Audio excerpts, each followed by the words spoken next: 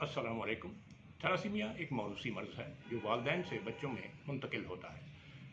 Thalassaemia में जिस्म में खून बनाने की सलाहियत या तो कम होती है या बिल्कुल नहीं होती।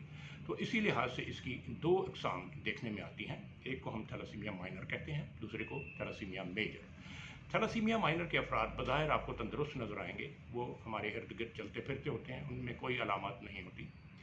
और ऐसे अफराद का अगर लेबॉरेटरी में टेस्ट किया जाए तो इस चीज़ का पता लगाया जा सकता है कि उनमें थैलासीमिया माइनर का नक्स मौजूद है या नहीं।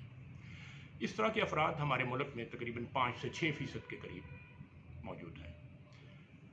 अगर दो अफराद जिनमें थैलासीमिया माइनर हो, उनकी आपस में शादी हो, तो उसके नतीजे में इस चीज़ का इम्कान है कि उनका थैलासीमिया माइनर का नक्स बैक वक्त किसी एक बच्चे में मुंतकिल हो जाए और इस बच्चे में अब खून बनाने की सलाहियत बिल्कुल नहीं होगी।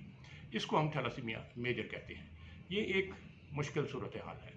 ऐसे बच्चे पैदाइश के वक्त तंदुरुस्त नज़र आते हैं, लेकिन पैदाइश के तकरीबन 3 से 6 माह तक उनमें खून की कमी की अलामत वाज़े होनी शुरू हो जाती हैं। उनका जिस्म सुर्खी माइल नहीं होता, उसकी रंगत जो है वो फीकापन उसमें नज़र आता है और खून की कमी के बायस छाती में बार बार सोजिश, डायरिया, लूज़ मोशन और चिड़चिड़ापन। वो अपनी फीड भी सही तरह नहीं लेते और उनकी ग्रोथ आम बच्चों से बहुत कदरे कम होती है।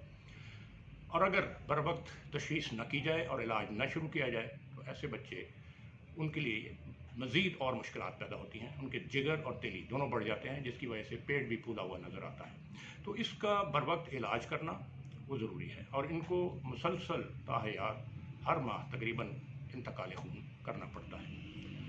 थैलासीमिया के बच्चों की पैदाइश को रोका जा सकता है। इसके लिए दो तरीके हैं। एक तरीका ये है कि शादी से कबल थैलासीमिया का टेस्ट करवाया जाए और अगर किसी शख्स में थैलासीमिया माइनर का नक्स मौजूद पाया जाए तो ऐसे शख्स की शादी किसी दूसरे ऐसे शख्स से न हो जिसमें थैलासीमिया माइनर का नक्स मौजूद हो। तो ये एक नहायत आसान तरीका है और इसके ज़रिए बहुत कुछ अचीव किया जा सकता है। दूसरा तरीका ऐसे अफराद के लिए है जो शादीशुदा हैं और उनके थैलासीमिया मेजर के या तो बच्चे मौजूद हैं और या अभी नहीं हैं। तो उनके लिए हमारे पास एक ऐसा टेस्ट है जो 1994 में हमने मुतारिफ़ करवाया था। इसको हम कबल अज़ पैदाइश टेस्ट कहते हैं, तशख़ीस कहते हैं, और या इसको प्रीनेटल डायग्नोसिस भी कहते हैं। तो इसके लिए ये एक आउटडोर प्रोसीजर के ज़रिए हम वालदा से एक टेस्ट करते हैं जिसमें पेट के रास्ते अल्ट्रासाउंड के साथ देखते हुए एक नीडल इंसर्ट की जाती है और प्लेसेंटा में से पैदा होने वाले बच्चे में से हम एक सैंपल लेते हैं जो बच्चे के लिए भी और वालदा दोनों के लिए बिल्कुल सेफ टेस्ट है और ये 10 मिनट का प्रोसीजर है, आउटडोर में किया जाता है। और इस लिए हुए सैंपल को हम लेबॉरेटरी में टेस्ट करते हैं और इस टेस्ट को हम DNA टेस्ट या जेनेटिक टेस्ट कहते हैं।